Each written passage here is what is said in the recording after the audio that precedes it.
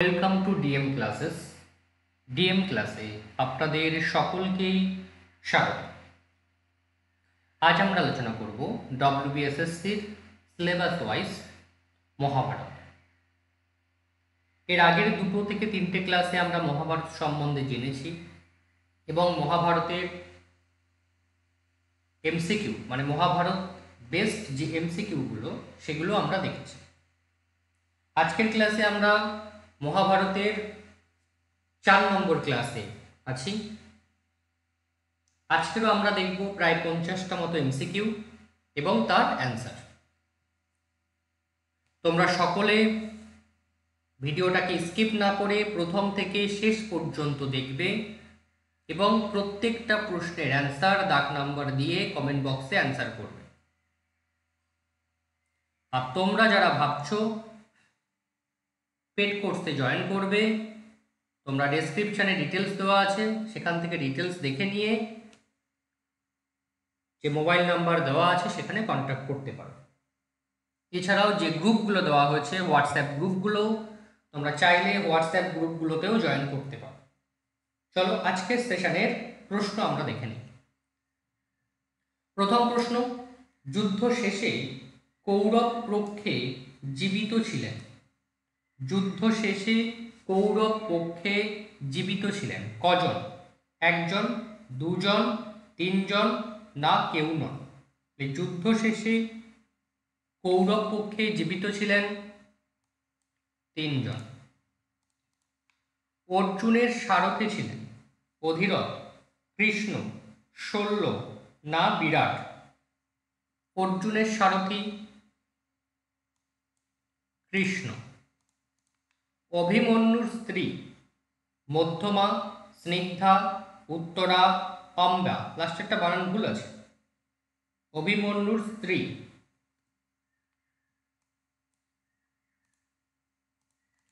মধ্যমা, স্নিগ্ধা, উত্তরা, অম্বা? অ্যান্সার কি হবে এখানে? অভিমন্যুর স্ত্রী উত্তরা। সপ্তরথীর অন্তর্গত নন দ্রোণ, ভীষ্ম, কুপ আর কর্ণ? এখানে ডি দাগের বানানটা ভুল আছে, এটা হবে কৃপ। সপ্তরথীর অন্তর্গত নন কে? অ্যান্সার হবে ভীষ্ম। কঙ্ক হলেন যুধিষ্ঠির, যুধিষ্ঠিরের সভাসদ, বিরাটের ভৃত্য, কোনটি নয়? তাহলে কঙ্ককে, কঙ্ক হলো যুধিষ্ঠির। ভীম পারদর্শী ছিলেন বাহুযুদ্ধে, মল্লযুদ্ধে, গদাযুদ্ধে সবকটি? ভীম পারদর্শী ছিলেন। অ্যান্সার সবকটি। নকুলের ছদ্মনাম তন্তিপাল, গ্রন্থিপাল, গ্রন্থিক না তন্তিকর্মা? নকুলের ছদ্মনাম অ্যান্সার হবে গ্রন্থিক। শ্রীকৃষ্ণের রথ কপিধ্বজ, সেনধ্বজ, গরুধ্বজ কোনটি নয়? শ্রীকৃষ্ণের রথ কপিধ্বজ, সেনধ্বজ, গরুধ্বজ কোনটি নয়? অ্যান্সার কি হবে? গরুধ্বজ। শ্রীকৃষ্ণের দেহত্যাগ মৌৎসল পর্বে, মহাপ্রস্থানিক পর্বে, স্বর্গারোহণ পর্বে, হরিবংশ পর্বে? শ্রীকৃষ্ণের দেহত্যাগ মৌৎসল পর্বে। ধৃতরাষ্ট্রের মৃত্যু হয়েছিল যোগশক্তির দ্বারা, সর্পাঘাতে, দস্যুর আক্রমণে না দাবানলে? ধৃতরাষ্ট্রের মৃত্যু হয়েছিল দাবানলে। দুর্যোধনের মৃত্যু বর্ণিত শল্য পর্বে, সৌপ্তিক পর্বে, স্ত্রী পর্বে, শান্তি পর্বে? দুর্যোধনের মৃত্যু বর্ণিত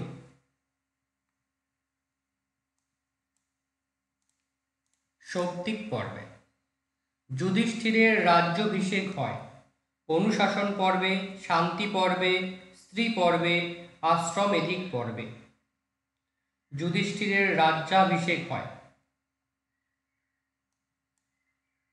শান্তি পর্বে। দুর্যোধনের উরুভঙ্গের ঘটনা কর্ণ পর্বে, শল্য পর্বে, সৌপ্তিক পর্বে, স্ত্রী পর্বে। দুর্যোধনের উরুভঙ্গের ঘটনা শল্য পর্বে। কর্ণের অস্ত্রগুরু ভীষ্ম, দ্রোণ, জামদগ্ন কেউ নন। কর্ণের অস্ত্রগুরু জামদগ্ন। শল্যবধ করেছিল ভীম, অর্জুন, নকুল কেউ নন। শল্যবধ করেছিল কেউ নন। শল্য কার সারথি? ভীম, কর্ণ, নকুল, দুর্যোধন। শল্য কার সারথি? কর্ণ। মহাভারত অবলম্বনে রচিত কাব্য নয় শিশুপালবধম, নৈষৎচরিতম, বালভারতম, ভারত মঞ্জরি। মহাভারত অবলম্বনে রচিত কাব্য নয়।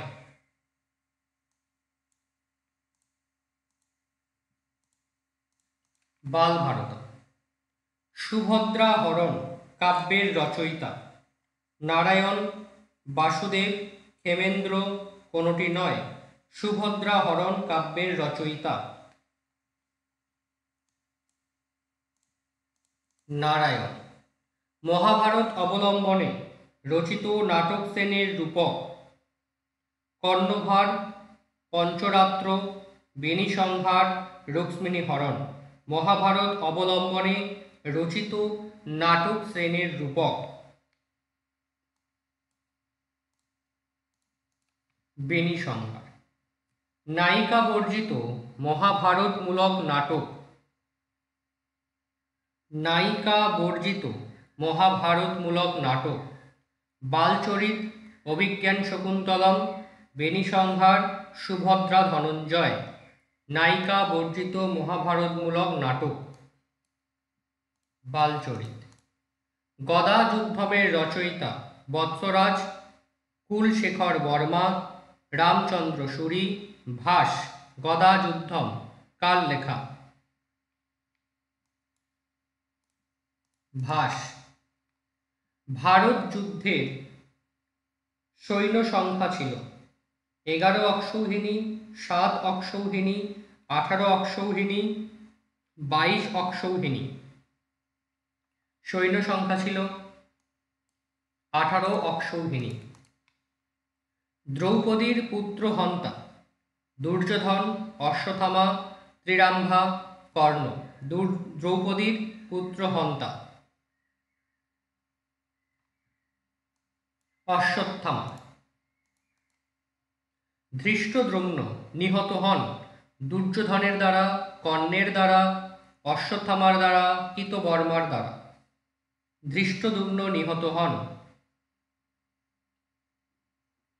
দুর্যোধনের দ্বারা, কর্ণের দ্বারা, অশ্বত্থামার দ্বারা, কৃতবর্মার দ্বারা। অশ্বত্থামার দ্বারা। বৃহন্নলা কি? কীচক, সব্যসাচী, বৃকোদর, পুরোচন। বৃহন্নলা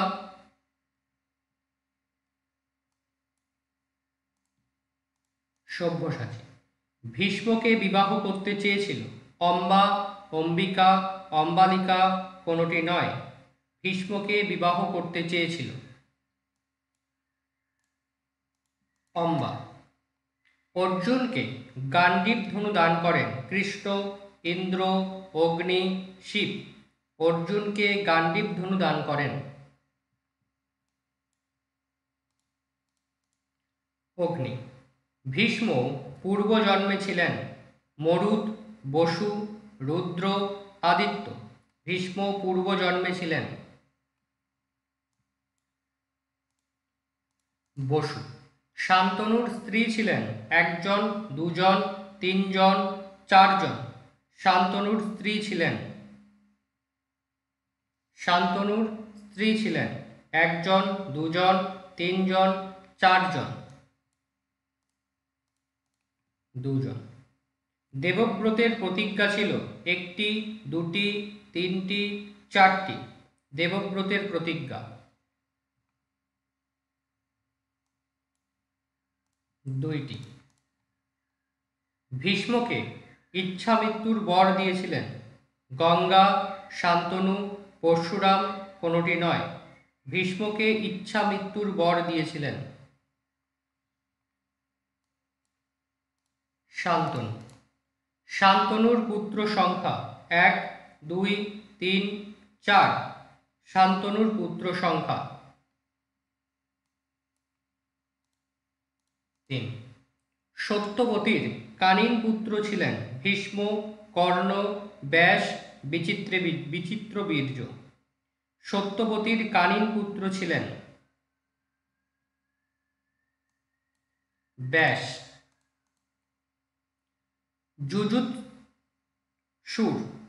যুযুৎসুর পিতা হলেন পাণ্ডু, ব্যাসদেব, বিদুর, ধৃতরাষ্ট্র। যুযুৎসুর পিতা হলেন কার? ধৃতরাষ্ট্র। বসু সেন কার অপর নাম? দুর্যোধন, কর্ণ, ব্যাস, সহদেব। বসু সেন কার অপর নাম? কর্ণ। পাণ্ডু কোন ঋষির দ্বারা শাপিত হন? গৌতম, মারিচ, বিশ্বামিত্র, কিন্দম। পাণ্ডু কোন ঋষির দ্বারা শাপিত হন?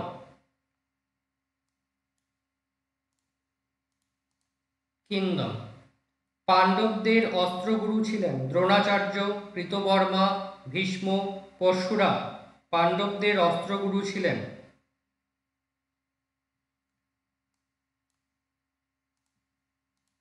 দ্রোণাচার্য। দ্রোণ একলব্যের নিকট গুরু দক্ষিণা চেয়েছিলেন অর্থ, বৃদ্ধাঙ্গুষ্ঠ, হস্ত না মস্তক? দ্রোণ একলব্যের নিকট গুরু দক্ষিণা চেয়েছিল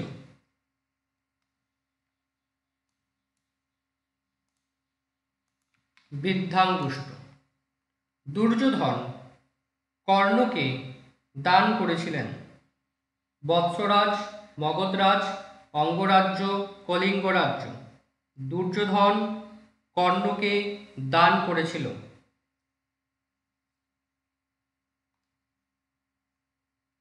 অঙ্গরাজ্য। যতুগৃহ তৈরি করেন বিরোচন, পুরোচন, সুরোচন, পুরঞ্জয়। যতুগৃহ তৈরি করেন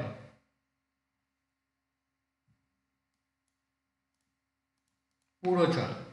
পাণ্ডবদের মধ্যে সর্বাগ্রে বিবাহ করেছিলেন নকুল, সহদেব, ভীম, যুধিষ্ঠির। ভীম। দ্রুপদের যজ্ঞোত্থিত সন্তান 1, 2, 3, 0। দ্রুপদের যজ্ঞোত্থিত সন্তান 2। খাণ্ডব দাহন বর্ণিত আদি পর্বে, সভা পর্বে, বিরাট পর্বে, বন পর্বে। খাণ্ডব দাহন বর্ণিত আদি পর্বে।